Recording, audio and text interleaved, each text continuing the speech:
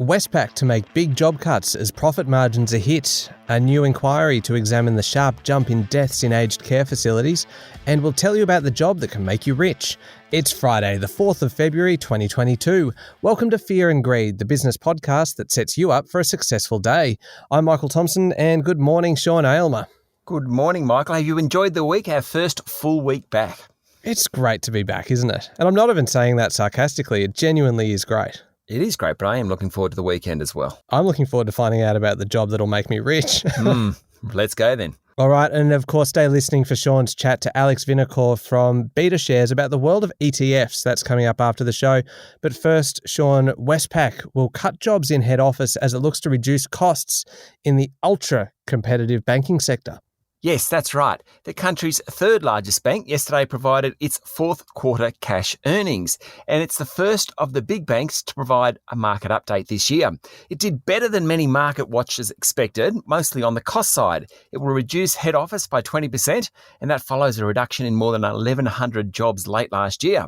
The good news for shareholders is that revenue and profits are up. Cash earnings for the 3 months to the end of December was almost $1.6 billion. The bad news is that profit margins are down, in part because of the ultra-competitive home lending market.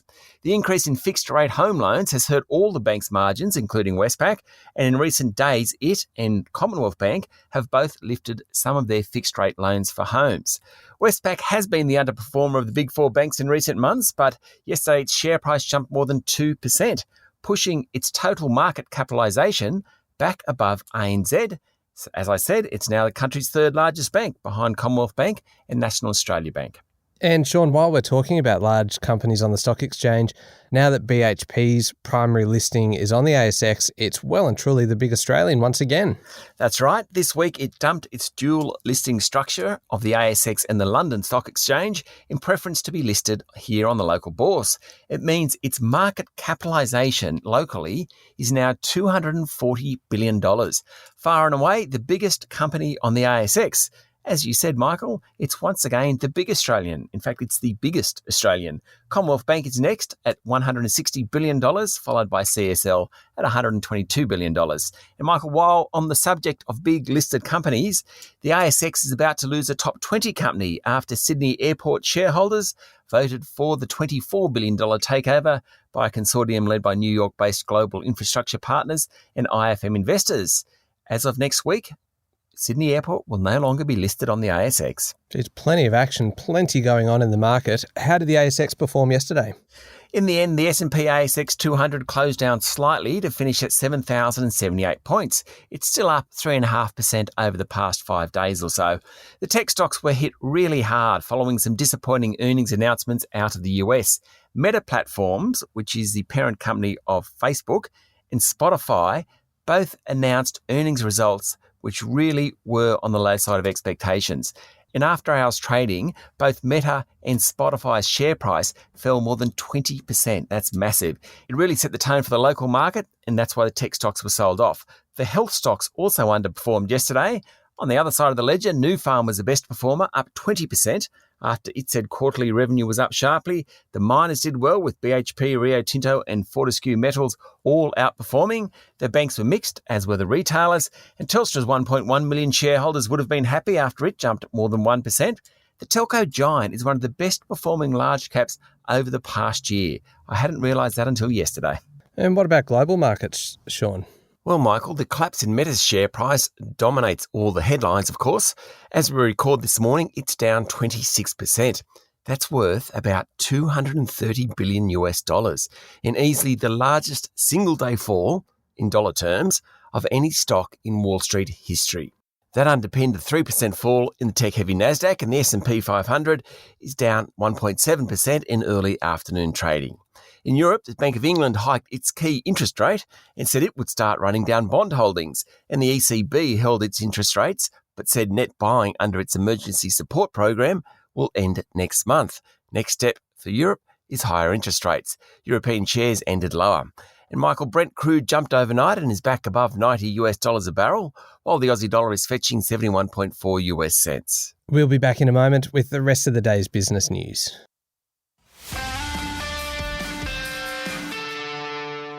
As always, Sean, there's plenty to discuss this morning and a pretty serious one to start with. The Commonwealth will establish a task force examining deaths in aged care. Yes, it follows an incredible 566 aged care deaths so far this year, many from COVID. 84% of people who died from COVID-19 in the 6 weeks to the end of January were over the age of 70, though obviously not all were in aged care. The surge in deaths in aged care facilities is set to continue for a little while, with the federal government urging families to consent to vaccine boosters ahead of a new Omicron wave and winter flu infections. The outlook for the sector isn't good, and of course, this comes less than 12 months after the Aged Care Royal Commission handed down its findings. Obviously, not enough has been done in that period. Opposition leader Anthony Albanese criticised the announcement and demanded that Aged Care Services Minister Richard Colbeck quit. He said 15,000 aged care residents and 17,000 aged care workers have been infected with COVID, and 1/4 of shifts were not being filled due to isolation requirements. It certainly is a real problem for the government and a crisis for older Australians. There was some good news on the COVID front, with confirmation that rapid antigen tests were now widely available. Yeah, anecdotally, there certainly seems to be a lot more rats available in shops, in chemists you go past, and all the no rats available signs have pretty much all disappeared. Yeah, that's great news. And while we're talking about COVID, there's been some pretty dire predictions out of Queensland in the last day. Yes, the state recorded 8,600 new cases and 9 deaths yesterday, and its Chief Health Officer, John Gerard, forecast that 1/3 of the state's residents will have been infected, knowingly or otherwise, by the end of this month. Incredible statistic, really. In New South Wales, the latest COVID surveillance report shows that nearly 1 in 4 deaths from COVID are of unvaccinated people. Given the vaccination rate is above 90%, it just shows, Michael, that vaccines really do work. The state recorded 12,500 infections yesterday and 38 deaths. Victoria recorded 12,000 cases yesterday and 34 deaths, and there were around 2,800 cases recorded across the rest of the country. Okay, now, Sean, earlier this week, I think you kind of laughed at me a little bit when I suggested that Tuesday, following the Reserve Bank board meeting, that it was kind of like Christmas for economists. But I'm going to stick with it because this week has been a massive one for economists. We've had the Reserve Bank board meet, Governor Philip Lowe speak at the National Press Club. We have new forecasts for the economy today. And yesterday we found out about the trade and building sectors. Christmas.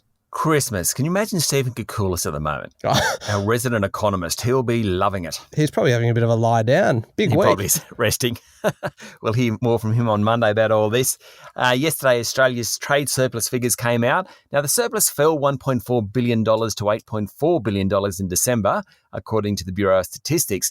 Sounds like a big fall, and it is, but the trade surplus remains huge, and that's good for the economy. Imports jumped $37 billion during December to be back above pre-pandemic levels. In other stats, the total number of dwellings approved in December jumped more than 8%. That's up sharply from November. Approvals, though, remain well below the levels of earlier last year when the Home Builder Government Support Package supercharged the sector. Combined, the data should contribute positively to economic growth for the December quarter. Those figures will be out in a couple of weeks.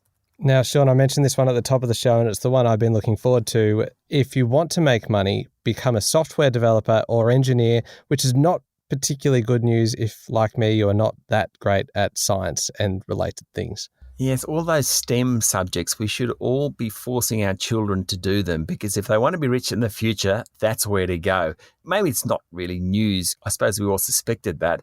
But what has been quite incredible in recent months is the surge in pay rates for experts in cyber roles.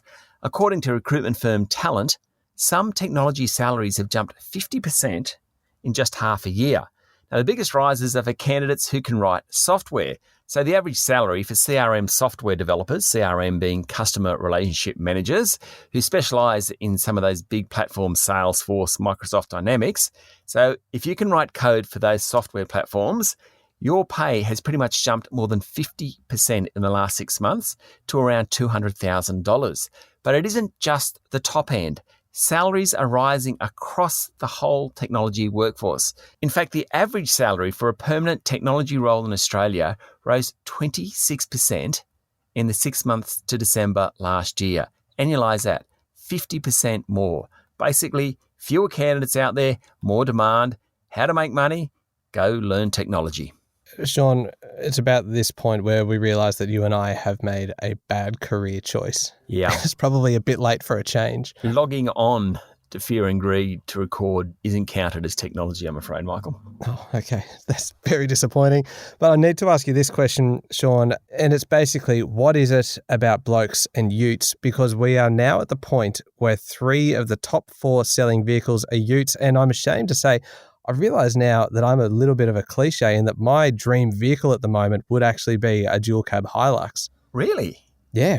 Yep. And you know me, that would actually be probably a little bit of a surprise to see me cruising around town, considering that Hilux would never see a single spot of dust. But you're not a ute bloke. I mean, I'm certainly not a ute bloke. Why would you want a Hilux? Why would you want a ute? Well, it's for putting things in. I want to be able to move things without having to ask a friend who does have a ute, and no one has a trailer anymore. So it's just I'd like to be able to put the kids' bikes in the back of it, right? Which again is probably not what Toyota really intended when they advertised the Hilux. But I think that the number of people who are actually driving Hiluxes and Ford Rangers and the other kind of dual cabs, they're probably never going to get on a dirt road, are they? I'm sure Toyota and Ford don't mind what you use it for, so long as you buy it. Yeah. I mean, you're one of many because there are plenty of people buying utes at the moment. Now, probably it's partly due to tax concessions that help tradies upgrade vehicles. According to the Federal Chamber of Automotive Industries, the Toyota Hilux was the biggest selling vehicle last month, followed by the Ford Ranger. And coming in at number 4 was the Mitsubishi Triton, all utes. Now, number 3 actually was the Mazda CX-5 SUV. It still amazes me, though, Michael, that these big fuel-guzzling, road-hogging utes are so popular. Anyway, in total, there were 76,000 vehicles sold last month. That's down from a year ago, but more than January 2020, which, of course, was pre-pandemic, and that's despite some supply chain issues. Anyway, you have just taught me something about why people want utes, though it is beyond me. That's right. It's to put the kids' bikes in the back. That's it. All right, Sean, what's making headlines in today's news media? The Financial Review is reporting that a record 85% of businesses report staff shortages are holding back their ability to operate at full capacity and capitalise on the $245 billion in household savings stashed away during the pandemic. And Associated Press is reporting that the World Health Organization Europe says the continent is now entering a plausible endgame to the pandemic and that the number of coronavirus deaths is starting to plateau. Finally, some good news. All right, running through some of the other stories around today. For a few hours yesterday, it seemed that Captain Cook's ship HMS Endeavour had been located in Newport Harbour, Rhode Island, a site that historians had pondered about for some time. The celebrations, though, after the announcement by the Australian National Maritime Museum that the wreck had been found were somewhat short-lived when the lead investigator said the announcement was a breach of contract and there was no indisputable data to prove it was the Endeavour. It might be the Endeavour. I like the way that the lead investigator called it a breach of contract. Anyway, Woolworths has announced new limits on food purchases for shoppers in Western Australia, restricting buying of flour, sugar, rice, pasta, eggs, paper towels and frozen foods. That's because floods have cut off the nation's east-west rail link.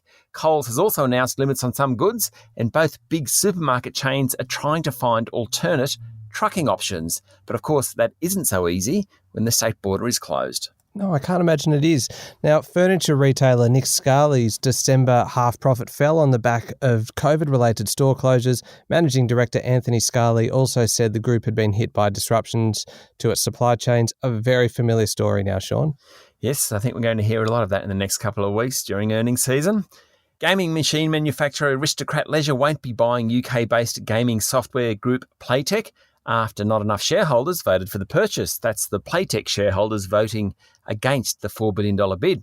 Aristocrat was hoping the purchase would help it push into the growing and lucrative US market. Back to the drawing board for them. And along the same lines, Canadian private equity group Brookfield Asset Management has received Supreme Court of New South Wales approval to acquire telco group AusNet Services. The Aristocrat Leisure and Playtech bid's an interesting one. Does that happen very often when a board has recommended something but shareholders vote against it? No, I think in that instance, the actual majority of shareholders voted for it, but some of the big shareholders voted against it. And so when you actually counted the number of shares as opposed to shareholders, they didn't hit the 75% required. Very disappointing for Aristocrat, but as you say, I mean, it happens sometimes, but not all that often. Certainly interesting one, though. What's the key overseas news this morning, Sean? New Zealand is set to reopen its borders from next month, with fully vaccinated Australians able to travel to New Zealand from February 28. New Zealanders from the rest of the world will be able to travel home 2 weeks later, and international students and some visa holders can fly from mid-April. The plan is to have free travel between New Zealand and Australia no later than the end of July. The longtime boss of cable group CNN, Jeff Zucker, has been forced to resign after failing to disclose a romantic relationship with a colleague. It follows the very public departure of CNN host Chris Cuomo late last year. According to the Financial Times, Mr. Zucker's relationship wasn't a surprise. People knew about it internally and both parties were divorced and not making a secret of it. But Mr. Zucker had never formally disclosed it. And finally, Michael, the Winter Olympics kick off later today. It's very much affected by COVID with no spectators allowed. 21 global leaders will attend, including Russia's Vladimir Putin, who in recent months has gotten much, much closer to Beijing. Mr. Putin is due to meet China's leader Xi Jinping later in the week. The Economist Intelligence Unit says most attending leaders preside over non-democratic regimes. Interesting. Australia, Canada, the United Kingdom and the United States have all decided not to send any government officials. Okay, up next, Sean, is the Fear and Greed daily interview, and today he's speaking to BetaShares' Alex Vinokur. Yes, we spoke to him late last year. We checked in again just to see how the exchange-traded fund landscape was, what's going on with all this volatility in the market. Alex knows a lot about ETFs. Well worth a listen. Yeah, definitely a good one for investors. That's up next in the Fear and Greed playlist on your podcast platform or at fearandgreed.com.au. Thank you, Sean. Thank you, Michael. It's Friday, the 4th of February 2022. Make sure you're following the podcast and join us online on LinkedIn, Twitter and Facebook. I'm Michael Thompson and that was Fear and Greed. Have a great day.